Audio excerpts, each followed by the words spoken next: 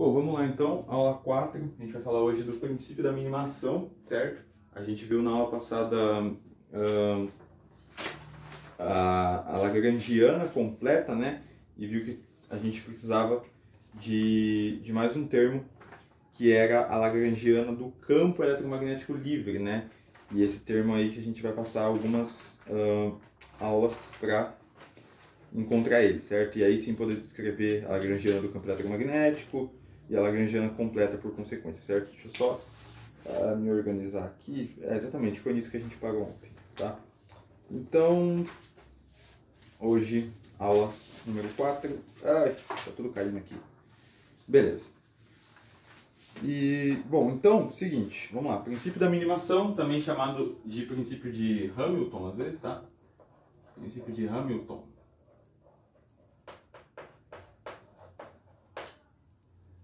É o seguinte, antes da gente começar, então, a falar do princípio da minimação, a gente tem que entender primeiro o que é um funcional, e antes de falar de um funcional, a gente precisa entender o que é uma função, né? Então, vamos começar o seguinte. Imagina a função como sendo uma máquina, tá? Eu vou desenhar aqui uma máquina chamada função. Então, aqui está a minha máquina função. Qual é a função da máquina função? Fica redundante, né? Qual é a ideia dessa máquina? Então, aqui está a minha máquina função.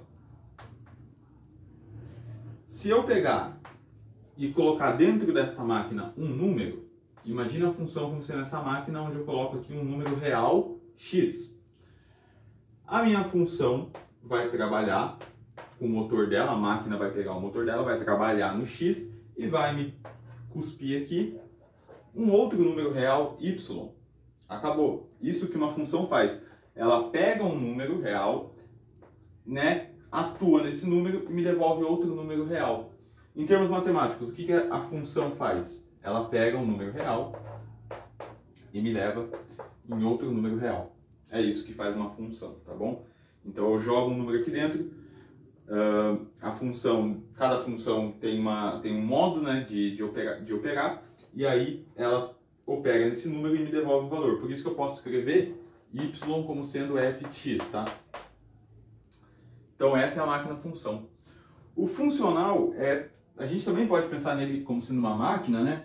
E de forma mnemônica a gente pode imaginar o funcional, né, como sendo uma função de funções, né? Não ao pé da letra, mas só para que a gente possa se lembrar mais fácil.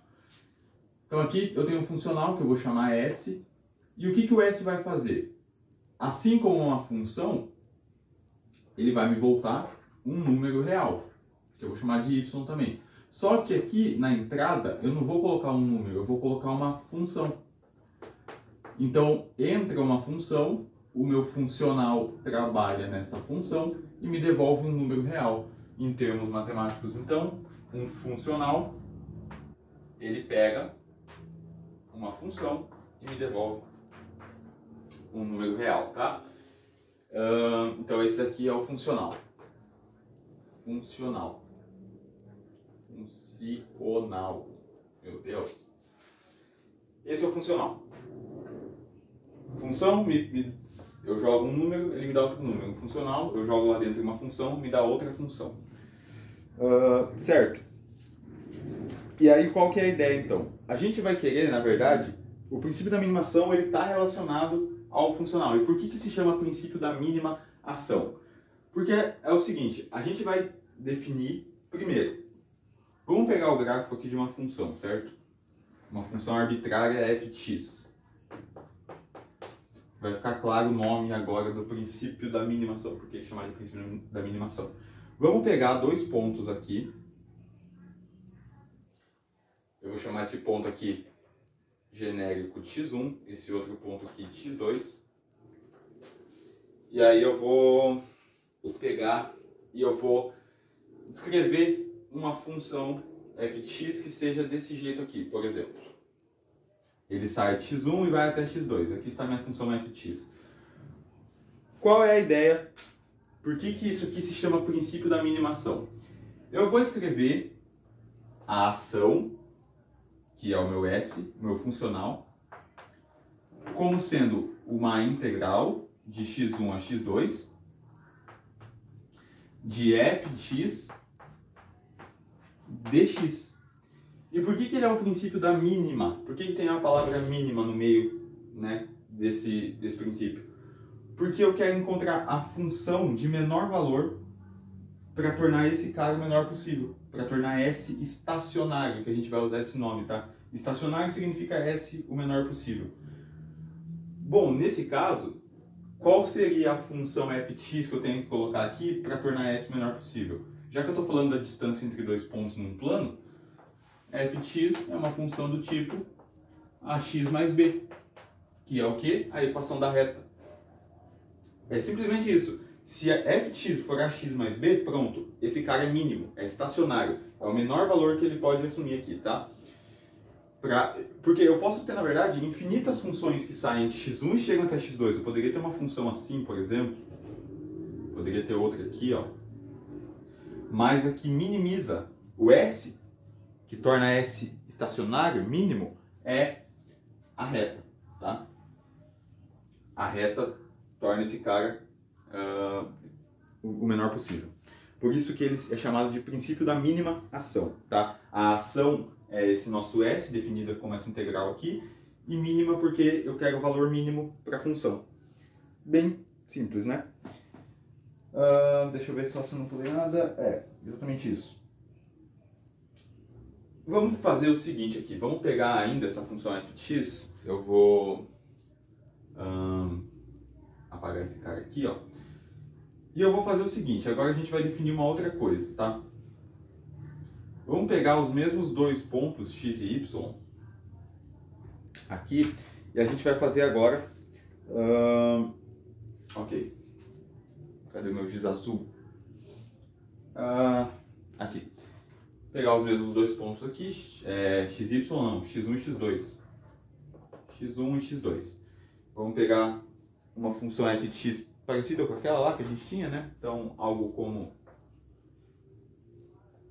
isso daqui. E aí eu vou pegar uma função, eu vou fazer pequenas variações nessa função. O que significa fazer pequenas variações nessa função? Se eu variar os extremos dela, né? Então, por exemplo, eu vou pegar uma outra função também que sai de x1 e vai até x2, só que ela é um pouquinho diferente da função f de x, né? Então veja, aqui em amarelo, né, eu tenho a função original f de x. Eu fiz aqui em verde pequenas variações nos seus extremos, certo? De modo que, em primeira ordem, eu posso falar que a variação da ação ΔS, vou colocar aqui em cima, é igual a zero, tá? Em primeira ordem. Eu estou variando bem pouquinho, aqui eu exagerei, tá? Para que vocês possam chegar, mas eu estou variando bem pouquinho a minha função f de x. Quando eu faço isso, eu posso considerar, eu defino que essa variação em primeira ordem é igual a zero, tá? E por que eu estou falando isso? Na mecânica lagrangiana, a gente vai definir, o princípio mais fundamental é exatamente esse, é minimizar a trajetória de um funcional. Então, no lugar da f de x, a gente vai ter a nossa função lagrangiana, L de QI ponto e T, né? A lagrangiana em termos das coordenadas generalizadas, da derivada delas e do tempo. Então, a nossa integral de ação, em termos agora da lagrangiana, fica como? Fica uma integral, agora de T0, que eu acho que eu usei T0, né, para ser condizente com a minha notação, eu vou colocar T0 a T, de L dt. Não vou explicitar aqui as suas dependências, porque já está ali em cima. Então é isso. Só que, então, se eu faço ΔS, né, então, já que em primeira ordem esse cara é zero, se eu faço a mesma coisa para função lagrangiana, eu tenho que ΔS, né, no caso, agora em termos da lagrangiana, vai ser igual a integral de T0 a T de ΔL dt. E é justamente a mesma ideia, tá? Eu tenho que encontrar qual é o L, né, o menor possível, o menor L possível, igual o caso da função aqui, o menor L possível que torna esse cara estacionário. Eu tenho que encontrar qual é o L mínimo que torna esse cara estacionário, né? E como que eu faço isso? Fazendo pequenas variações na função. Mas como que eu vario a lagrangiana? Variando suas coordenadas. Se eu vario as coordenadas, eu vario a lagrangiana, logo esse próprio ΔL, né, a variação da lagrangiana. Variando a lagrangiana, eu vario, portanto, o funcional, que em primeira ordem eu posso falar que é zero. Então, essa função aqui, ao invés de ser uma função f(x), já vou aproveitar o desenho, ela vai ser uma função, não de f(x), mas sim das coordenadas em função do tempo. E aqui vai ser t. E aqui eu vou colocar, para ser condizente com a minha notação, t0 e t. Tá? Mesma coisa, tá, gente? Mesma ideia ali que a gente tinha para a função arbitrária f(x), agora a gente está usando a função lagrangiana. Como as coordenadas são função do tempo, então eu quero variar as coordenadas para variar a minha lagrangiana e variar, portanto, a ação. Eu quero tornar esse cara, né, então, estacionário. Essa é a minha ideia, tornar o S estacionário. Como que a gente vai fazer isso, então? Bom, eu posso abrir essa minha... Quem que é o meu ΔL? Vamos lá. O ΔL vai estar associado, portanto, à variação nas coordenadas. Então, ΔQi ponto. E variação do tempo, né? A gente está usando o tempo como próprio parâmetro, né? Então, vai estar associado com ΔQi ponto. Eu posso abrir, então, né, em regra da cadeia, fazendo uma soma sobre I de derrom de L. Vamos pegar as dependências dela, então. Derrom de L, derrom de QI, ΔQi, certo? Mais o segundo termo, né? Derrom de L, derrom de QI ponto, ΔQi ponto. ΔQi ponto. Ok? Eu posso abrir ela desse jeito. Derivado da lagrangiana em relação à coordenada generalizada, vezes uma variação na coordenada, que é esse cara aqui, né? Esse cara eu quero tornar ele mínimo. E mais, né, a mesma coisa com a segunda dependência ali, o segundo termo, certo? E aí o que a gente vai fazer é o seguinte, olha só. Eu posso imaginar essa função aqui, ó. Aqui eu tenho a função, uma certa função que, por hipótese, minimiza o meu funcional, a minha ação. Essa outra função, um pouco alterada, quase igual à anterior, mas um pouco alterada, eu vou chamar ela de epsilon eta i. Por quê? Porque eu estou considerando ela uma outra função, quase igual a essa, de tal modo que ela é alterada por esse fator, esse elemento aqui, né, infinitesimal, é uma constante. Esse cara aqui, né, o epsilon, é uma constante infinitesimal. Ou seja, muito pequena, né? Muito pequena porque eu só estou pegando variações muito pequenininhas aqui na minha função ideal, digamos assim, minha função original, né? Bom, se eu faço isso, algumas coisas ficam óbvias da gente falar. Primeiro, vamos lá, deixa eu apagar esse lado aqui. Certo? Acho que todo mundo entendeu a ideia do funcional. Beleza. O que a gente pode definir dado isso, então? Dada essa nova função aí. Eu posso falar que quem que vai ser a minha coordenada, já que eu tô, ó, vamos pegar aqui, ó, esse cara aqui está correspondendo a um certo QI aqui, né? Essa variaçãozinha aqui em cima, eu mudei, né, a coordenada. Então, eu vou chamar esse cara aqui, essa nova coordenada, de Q'I. Q'I é a nova coordenada. Como que eu posso expressar essa nova coordenada Q'I? Eu posso falar... Bom, então, tá, deixa eu só deixar bem claro tudo que eu fiz aqui. A coordenada antiga, Qi, eu transformei ela, né? Fiz uma transformação aqui na nova coordenada, um deslocamento, na verdade, né? Bem pequenininho, né, uma transformação, né, sim, um deslocamento, que pode ser expresso como a coordenada antiga mais esse termo aqui, né, epsilon eta i. Por quê? Justamente por isso. Se eu não tivesse essa função aqui, bom, então esse cara, a coordenada antiga, a coordenada nova, ia ser a própria coordenada antiga. Lógico, né? Eu teria só essa função.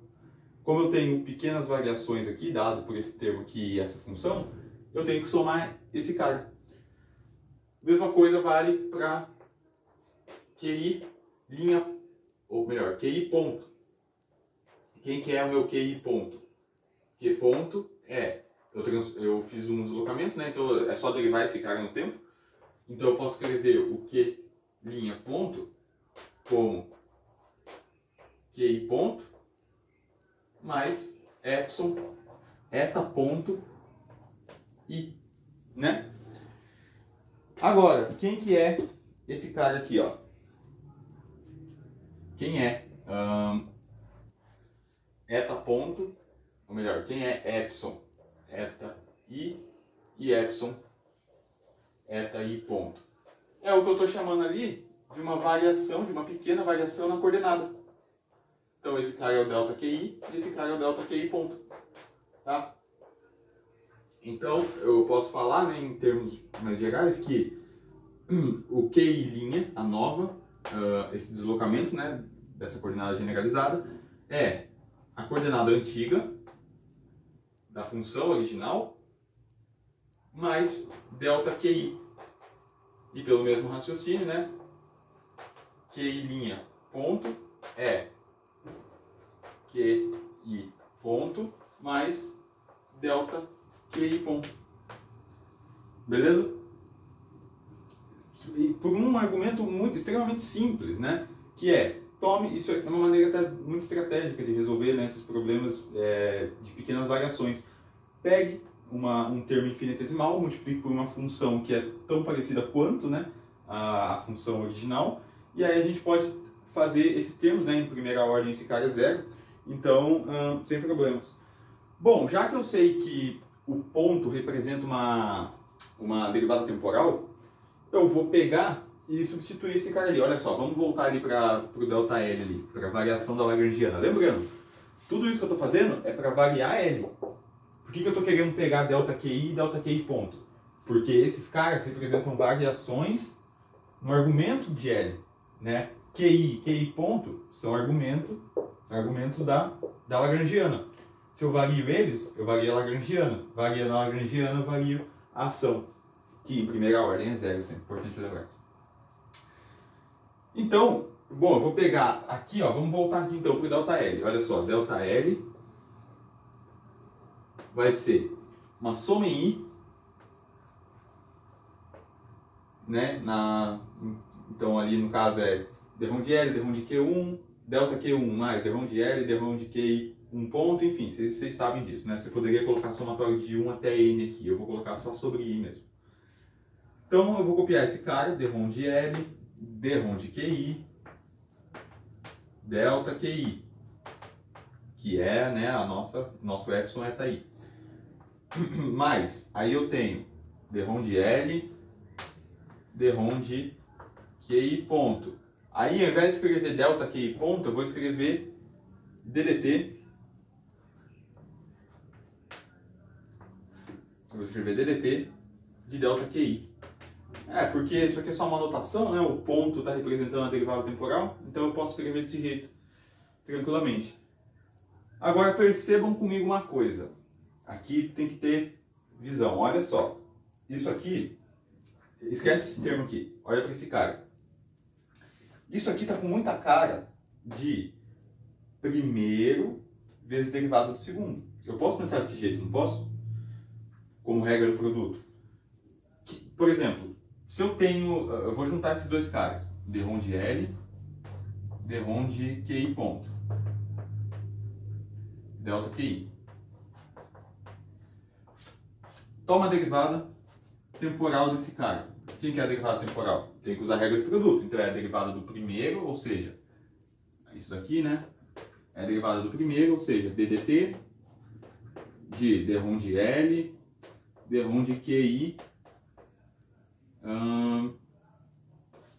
derivei o primeiro, vou multiplicar pelo segundo, delta QI. Mais o primeiro eu copio, derrom de L, derrom de QI, vezes derivada do segundo, delta QI. O que está aqui é esse cara, derrom de L, derrom de QI, DDT de delta QI. Derrom de L, derrom de QI, ponto, aqui no caso, né? Aqui é um ponto. Não, aqui embaixo é um ponto. Ok, aqui então tem um ponto. Voltando, esse cara aqui é exatamente o que está aqui, né? Derrom de L, derrom de QI, ponto, DDT de delta QI. Derrom de L, derrom de QI, ponto, DDT de delta QI. Então, como que eu poderia substituir esse cara? Bom, eu posso colocar a derivada do todo menos a derivada do todo, né? Menos a derivada do primeiro vezes o segundo, para compensar esse cara. Concordam comigo? Que eu posso olhar isso aqui como sendo uma regra de produto? Acabei de te mostrar isso aqui. Então, é isso que eu vou fazer. Eu vou substituir esse cara, eu acho que não vou precisar mais desse gráfico aqui. A gente já entendeu a ideia. Então, vamos lá.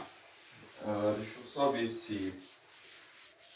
Eu juro que se não estiver gravando, velho, eu vou ficar muito triste. Tá gravando. Às vezes ele para de gravar sozinho por algum motivo que eu ainda não entendi. Eu tentei ver nas configurações, mas não achei nada.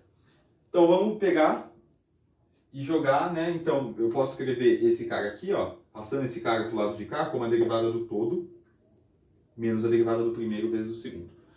Então é isso que eu vou fazer. Delta L é igual, acho que aqui não vai dar para vocês verem direito, vou escrever aqui embaixo. Delta L é uma soma em I. Agora vai ter um caminhão aqui, né? Porque eu tenho derrom de L, derrom de QI, delta QI. Esse cara aqui eu só estou copiando, né? Aí aqui então eu vou colocar derivada mais, né? A derivada do todo, DDT, de derrom de L, derrom de... Meu Deus. Derrom de L, derrom de QI, ponto. Delta QI, derivada do todo, menos o primeiro, derrom de L, derrom de QI, é o primeiro... Deixa eu ver. Aqui era primeiro vezes derivada do segundo, né? Então eu vou ter que colocar aqui menos... calma aí. Aqui era derivada do segundo vezes o primeiro. Então aqui eu vou ter que colocar a derivada do primeiro, certo? Menos derivada do primeiro vezes o segundo, que é delta QI apenas. Certo? Então a gente tem esse termo. Aí, meio que acabou. É só a gente jogar isso daí, esse caminhão todo dentro da... Deixa eu só ver se eu não errei nada aqui. Porque é muito termo, né? Não é isso aqui que eu queria. Na verdade pode ser. Soma em I de derrom de L, derrom de QI, ponto. Esse cara aqui fica igual, mais DDT da derivada do todo, menos DDT de derrom de L, tá tudo certo. E aí, como eu falei, a gente vai pegar e obrigar esse cara a ser zero. Por quê? Porque o meu funcional, S, né, a minha variação da ação, na verdade, é a própria. Dado que a ação é a integral de T0 a T, de delta L dt, a gente encontrou delta L. É isso aqui. Então vamos jogar delta L lá dentro. Já que esse cara aqui é zero, em primeira ordem, isso aqui não necessariamente é zero, o que é zero é a ação, né? Então, delta S, vamos lá. Agora, aqui é onde o filho chora, mas não vê. E se vê, chora junto. De T0 a T, da soma sobre I, de derrom de L, derrom de QI, delta QI, mais DDT de derrom de L, derrom de QI, ponto, delta QI, menos DDT de... Acabou giz. Menos DDT de derrom de L e outro que giz não pega. Oh, maravilha! Derrom de L, derrom de QI, ponto, aqui faltou um I, derrom de QI, ponto, delta QI. Aqui não tem ponto não, né? Delta QI. Só ver se eu não estou errado. Não tem ponto não, não sei porque eu coloquei ponto ali. Certo? Então a gente tem essa integral para tomar. E estrategicamente, malandramente, eu vou fazer o seguinte. A gente pode separar essa integral. Aqui tem o dt, né? dt. Vamos separar essa integral aqui no seguinte. Olha só. Isso aqui agora vai ficar interessante, ó. Delta S, então, isso aqui igual a zero, tá? Mas não coube lá. Vai ser, vou pegar então a integral desse primeiro cara. Integral de... só para eu ver, é exatamente isso. Tá, integral desse cara aqui. Então eu vou separar, eu vou fazer o seguinte. Já que eu estou somando aqui esses caras, eu vou considerar esse cara aqui por último. Então eu vou separar nele a integral, eu vou juntar a integral nesse termo e separar nesse, tá? Então, basicamente o que eu vou ter é o seguinte. Soma em I de d1 de L, d1 de QI. Algumas pessoas eu acho que já viu onde que a gente vai chegar, né? Delta QI. Certo? Peguei esse cara. Agora menos DDT de d1 de L, d1 de QI ponto, delta QI. Agora eu quero separar a integral, então eu tenho que colocar um dt aqui, né?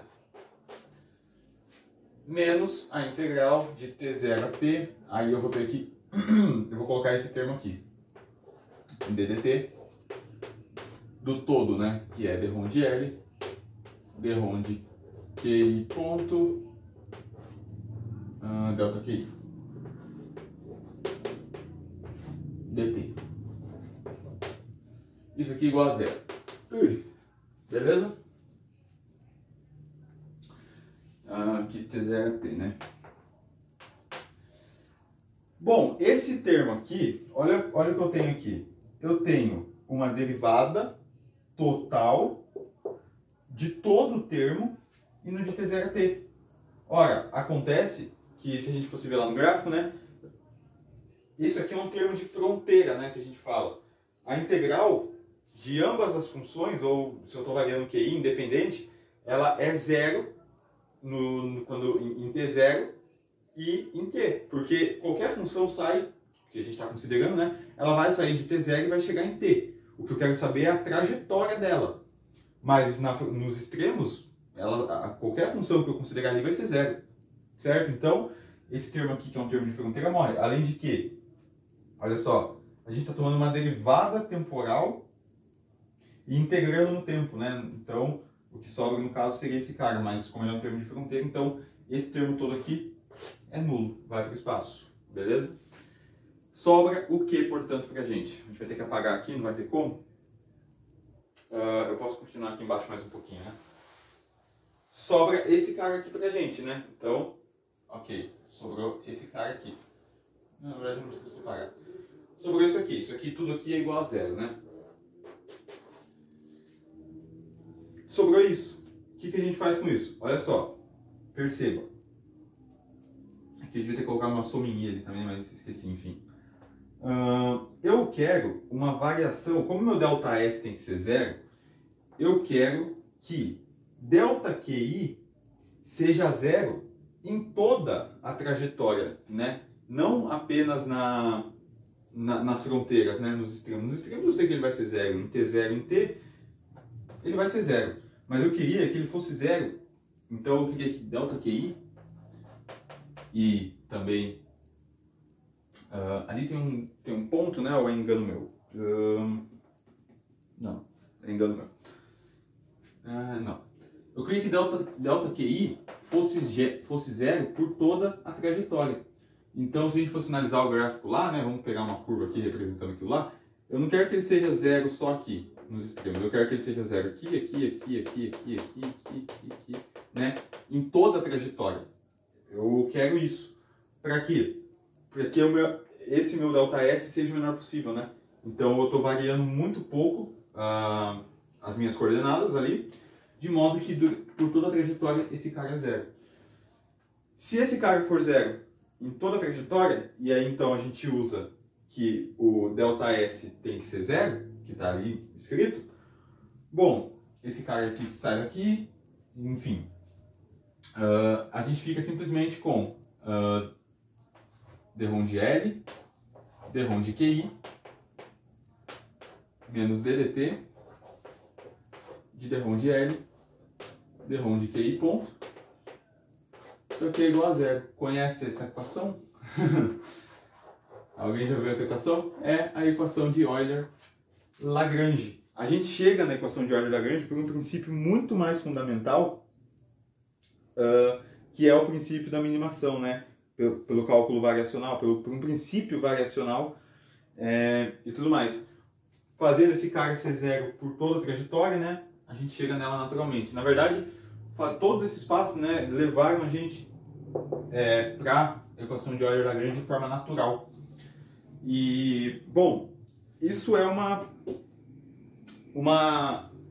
assim, intrínseco da natureza, aparentemente, querer minimizar algo, né? A gente novamente chega nas equações de Euler-Lagrange por um princípio agora de mecânica analítica que é muito mais fundamental, né? Que é esse princípio de minimizar trajetórias, que inclusive é o que a gente vai usar para descrever Lagrangiana de campos clássicos e, enfim, em termos também da densidade lagrangiana. E, bom, como eu falei, né, tem o caso, por exemplo, da luz que toma o caminho que leva o menor tempo por esse mesmo princípio, que é um princípio variacional, que é um princípio de minimizar a trajetória, tornar o funcional o menor possível, tá? Então, esse aparentemente é um princípio mais intrínseco da natureza, né? E, bom, a gente chega de novo nas equações de Euler-Lagrange, dessa vez por um princípio variacional. Todos esses passos, né, são necessários para a gente entender a teoria clássica de campos, né? Se eu não falar disso, a gente não vai entender nada quando for falar lá mais para frente de notação covariante, de densidade lagrangiana, cálculo tensorial a gente vai usar também. Então, a gente tem que passar por isso tudo para poder entender o que vai ser falado lá na frente, né? Então, a gente vai usar a ação também, a gente vai usar a integral de ação em termos da densidade lagrangiana, da lagrangiana relativística, vai fazer o mesmo processo, só que aí, ao invés de aparecer aqui, a gente vai derivar em relação a um campo, enfim, um potencial, né, vetor. Então, tudo vai ter a mesma cara, por isso que a gente precisa passar por tudo isso, porque quando a gente chegar lá na frente a gente já sabe o que fazer, né? Então, bom, a aula de hoje foi isso, o princípio da minimação, e na próxima aula, de forma inesperada, meio que eu decidi hoje, a gente vai ver o teorema de Noether, beleza? E depois do teorema de Noether a gente volta não que não esteja em teoria clássica de campos, mas não estava nas minhas anotações. E depois da aula então de teorema de Noether a gente volta a falar daí sobre a natureza da lagrangiana de um campo, beleza? Então, bom, é isso aí, espero que vocês tenham entendido, espero que tenha ajudado, valeu, falou e fui!